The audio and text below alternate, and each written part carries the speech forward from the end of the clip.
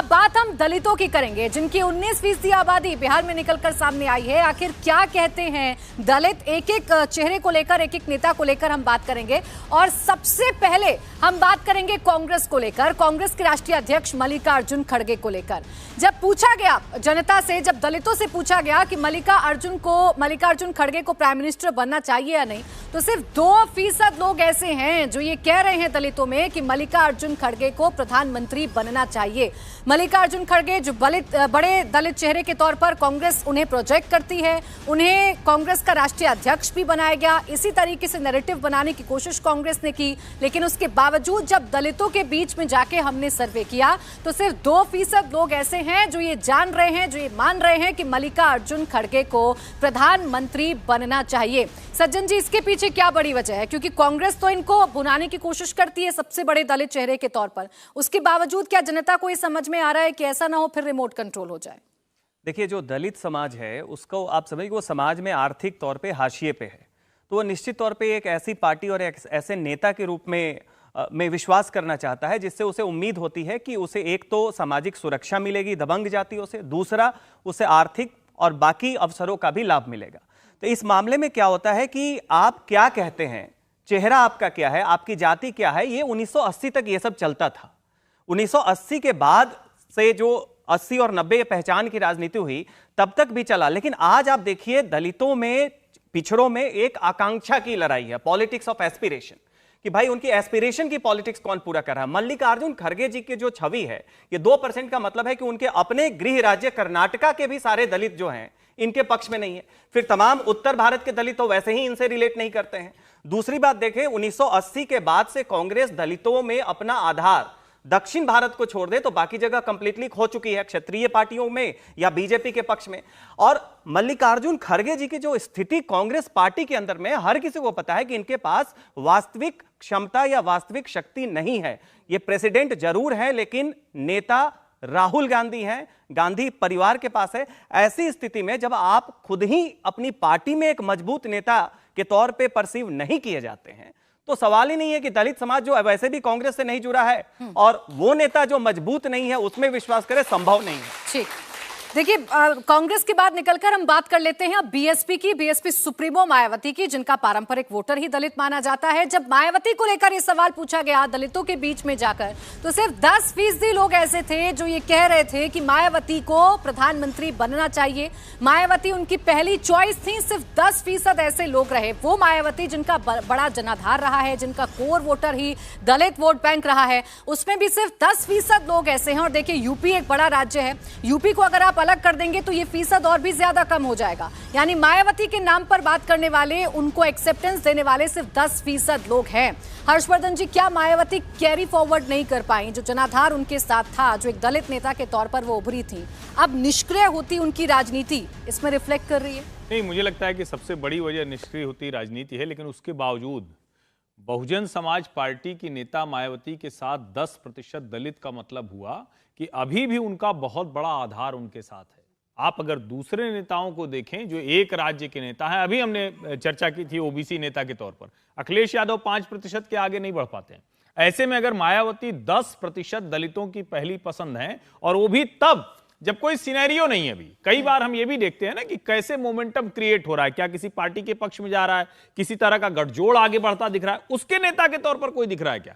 तो जहां खड़गे जी एकदम नीचे जाते हैं, देश की सबसे बड़ी पार्टी के राष्ट्रीय अध्यक्ष होने के बावजूद, वहां पर मायावती जहां अभी किसी गठजोड़ में नहीं है, किसी तरह से इनकी दावेदारी नहीं दिखती। मुझे लगता है ये बहुत अच्छा नंबर है। मायावती जी को ये देखते हुए एक चीज जरूर सोचनी चाहिए कि क्या उनके कनेक्ट में अब कोई कमी रहेगी। और एक बात समझिए, दलित राजनीति सिर्फ उत्तर प्रदेश में नहीं है।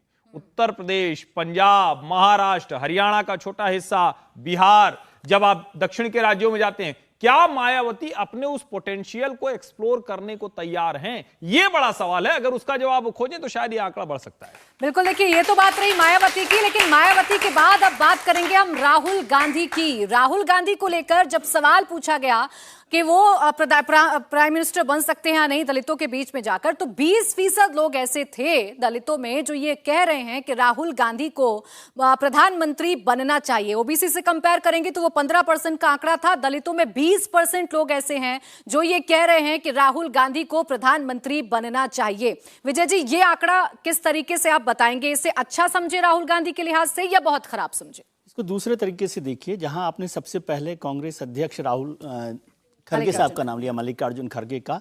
मल्लिकार्जुन खड़गे दलित नेता हैं और आपने कहा कि दलितों के नेता हैं, मानते हैं दलितों के नेता हैं, लेकिन इस सर्वे ने जो राहुल गांधी को दलित 20% वोट दे रहे हैं, प्रधानमंत्री की चॉइस बता रहे हैं, और खड़गे साहब को 2% बता रहे हैं।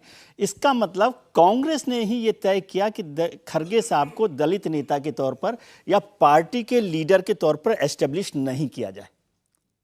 ये एक बड़ी बात है। मतलब आपने नेता बना दिया, अध्यक्ष बना दिया, लेकिन अध्यक्ष को नेता नहीं बनने दिया।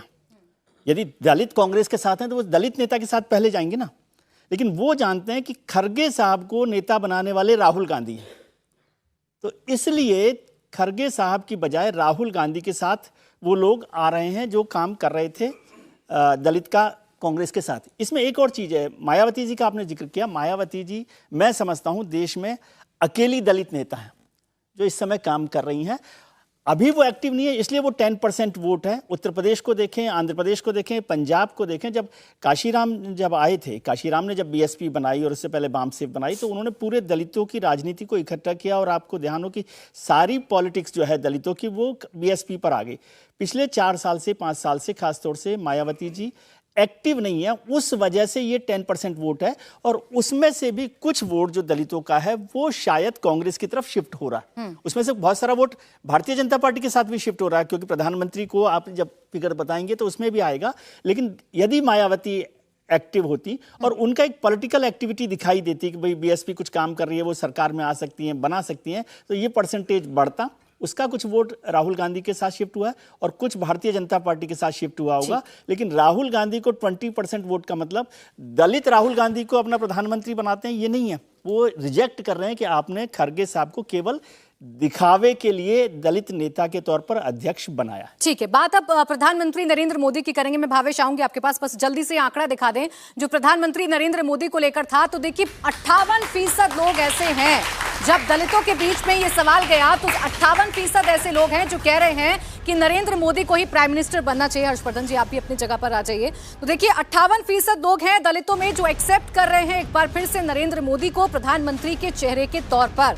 भावेश, ग्राउंड में क्या चर्चा होती है लोगों के बीच में, क्योंकि पीएम अपने भाषणों में ओबीसी, दलित, तमाम जातियों का जिक्र करते हैं, सम्मान के साथ सहारे की बात करते हैं। देखिए एक पैटर्न आप देखिए, जैसे कल हम लोग डिस्कस कर रहे थे, बिहार में देखिए 3 तरह की दलित है। एक वाल्मीकि समाज के मुसहर है और ये एक और है। इन तीनों को आप देखेंगे, जो वाल्मीकि समाज पहले मायावती के साथ जुड़े थे उनका एक इन ब्लॉक वोट उनको मिलता। मुसहर जो जीतन राम मांझी उनके सबसे बड़े नेता हैं, और एक पासवान है जिनका इन ब्लॉक वोट रामविलास पासवान उनकी पार्टी को मिलता आ रहा है। आज के डेट में आप देखिए जो वाल्मीकि समाज का वोटर जो मायावती को मिलता था वो वोट स्प्लिट हो गया। कुछ थोड़ी बहुत जगह पे मायावती को अभी भी मिलता है, लेकिन वो वोट स्प्लिट होके कुछ आरजेडी में और एक बड़ी संख्या में बीजेपी की तरफ मूव कर गई है। और पासवान, रामविलास पासवान की पार्टी, चिराग पासवान का बीजेपी के साथ आने के बाद जो दलित का वोट है वो एक बड़ा तबका फिर बीजेपी के साथ जुड़ रहा है। इसलिए आप देखेंगे, और फिर दूसरी स्टोरी है यूपी की तरफ देखिए। यूपी में जो दलितों का जो सबसे बड़ा वोट बैंक है जाटव,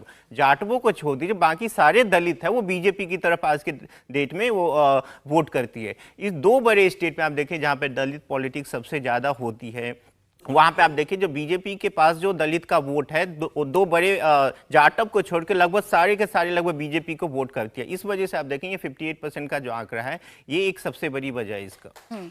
बिल्कुल, लेकिन 58% लोग हैं जो प्रधानमंत्री नरेंद्र मोदी को एक बार फिर से पीएम बनते हुए देखना चाहते हैं। दलित और ओबीसी की हमने बात की है, मेरे साथ ऑडियंस भी है, इनके सवाल भी ले लेते हैं। सर, मेरा क्वेश्चन आपसे ये है कि हर बार जब चुनाव हुआ है तब ये ओबीसी और जनगणना का मुद्दा नहीं उठा है, लेकिन इस बार ऐसा मतलब चुनाव हो रहा है तो आखिर जातिवाद और जनगणना का मुद्दा इतना क्यों उठा जा रहा है? नहीं, मुझे लगता है कि इसमें सबसे बड़ी वजह यही है कि जो नरेंद्र मोदी के सामने गठजोड़ है वो मुद्दों की राजनीति करते हुए जीतता नहीं दिख रहा है। उसको लग रहा है कि अगर ये बात होगी, और हम आमतौर पर हम लोग शहरों में पढ़ते हुए स्कूलों में ये जाति धीरे धीरे भूलते हैं। जाति याद रहती है, जाति जाति नहीं है, लेकिन हम उसके आधार पर किसी से व्यवहार नहीं करते। गांवों में होता था, या कहें कि एक समय तक बहुत जगहों पर, अब वो नहीं। उनको लगता है ये जाति वाली थोड़ा सा पहचान ऐसे बढ़े कि एक दूसरे से लोग लड़ें। तो शायद वो जो कंबाइन वोट बैंक है जिसको नरेंद्र मोदी कहते हैं, वो सबका साथ सबका विकास वाला, तो उसको वो कुछ छीन सके।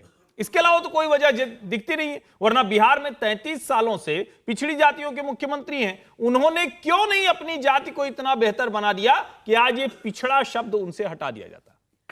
बिल्कुल। और किसी के सवाल? सर नमस्कार सर, मेरा नाम जिया है और मेरा सवाल ये है कि जैसे कि अभी हमने देखा कि मोदी को ओबीसी में 64 वोट्स मिले हैं और दलित में 58% वोट्स मिले हैं। तो जो ये विपक्ष है बोलती रहती है कि जो भाजपा को है उनको दलित और ये नहीं पसंद करते, तो ये कौन से लोग हैं जो इनको इतना वोट दे रहे हैं? ठीक है सज्जन जी, आप जवाब दे दीजिए। देखिए, इसमें जब आप दलित या पिछड़ा कहें, कोई ये एक तरह का समूह नहीं है। हर राज्य में, बिहार में 22 जातियों में बटा हुआ है दलित समाज, यूपी में 66 जातियों में बटा हुआ है। तो आप देखें कि जब हम पिछड़ों की बात करते हैं तो एकाध जातियां ऐसी हैं जो 60 के दशक से उन्होंने अपनी दावेदारी की और 90 के दशक में मंडल के दौर पे उन्होंने कब्जा किया अपर कास्ट के डोमिनेंस को हटा के। ये दबंग पिछड़ी जातियां थी।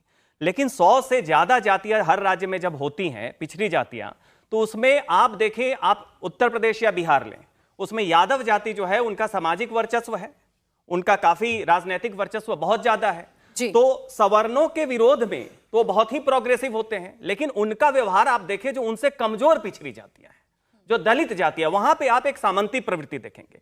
तो ये जो पिछड़ा वर्ग है ये हमेशा ऐसी पार्टी को चुनता है जो सामाजिक दबंग लोगों से उन्हें बचाएगा। तो आप बिहार यूपी में यादवों के खिलाफ पिछड़ों को देखें, हरियाणा में आप जाटों के खिलाफ देखें, महाराष्ट्र में आप देखें मराठा है और कुनबी है, मराठा तो नहीं है लेकिन शास्त्रीय तौर से आते हैं। तो इस तरीके से आप देखेंगे जो कमजोर पिछड़ा है जो बहुत बड़े वर्ग में है। दलित में भी आप देखें, जाटव समाज जो है, जाटव चमार, वो तो महन जी के साथ है, लेकिन आप खटिक, वाल्मीकि, पासी, धोबी, इस तरह की तमाम जातियों को देखें जो कमजोर है। तो जो कमजोर पिछड़ा, कमजोर दलित है, वो भाजपा जैसी जाति पार्टी में इसलिए भरोसा करता है कि उसे सुरक्षा की और पॉलिटिक्स ऑफ एस्पिरेशन वो भी दिखती है। ठीक, यही वजह है कि प्रधानमंत्री नरेंद्र मोदी का जो चेहरा है, चाहे आप ओबीसी की बात करिए, चाहे आप दलितों की बात करिए, उसमें सबसे नंबर 1 पर है एक्सेप्टेंस के तौर पर, अप्रूवल रेटिंग के तौर पर। इंडिया टीवी हर वक्त हर जगह डाउनलोड करने के लिए सर्च करें India TV news Google play store या ऐप स्टोर पर।